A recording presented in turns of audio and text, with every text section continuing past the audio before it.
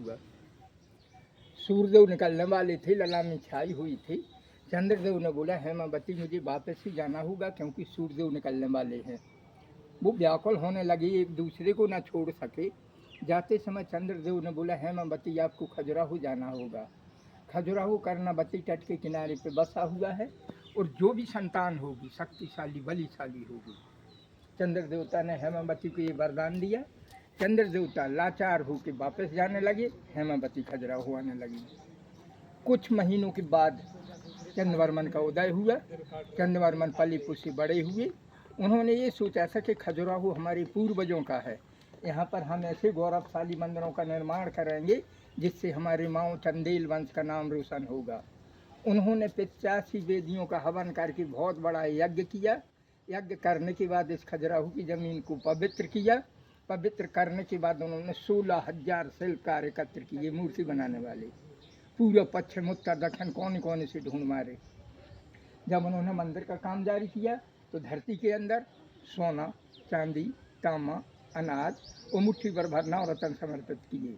जिस राजा ने मंदिर का निर्माण करवाया है उस राजा ने ब्राह्मणों को तुला दान दिया है, प्रजा को स्वर्ण मुद्रा दिया है जिससे उनके परिवार का पालन पोषण हो सके। इन मंदिरों में कोई चूना सीमेंट नहीं लगा है, सारे मंदिर इंटरलॉक सिस्टम है।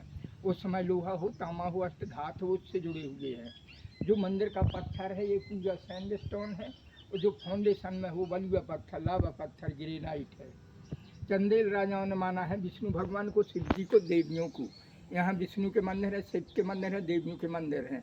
इन मंदिरों में दर्शाया है अर्थ धर्म काम और मोक्ष। लोगों का कहना है इन मंदिरों में काम कला क्यों दर्शाया है।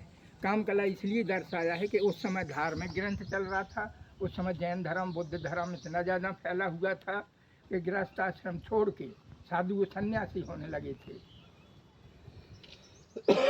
चंदेल राजाओं का मेन उद्देश्य था भाई कि राजा है तो प्रजा होना चाहिए और प्रजा है तो राजा होना चाहिए।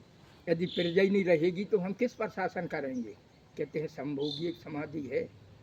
यदि हमने मनुष्य जन्म लिया है तो सबसे पहले हमें सरस्वती की ज़रूरत है, दूसरे नंबर पर हमें लक्ष्मी की ज़रूरत है, तीसरे नंबर पर हमें गृहस्थ आश्रम की ज़रूरत है, चौथे नंबर पर हमें मोक्ष की ज़रूरत है।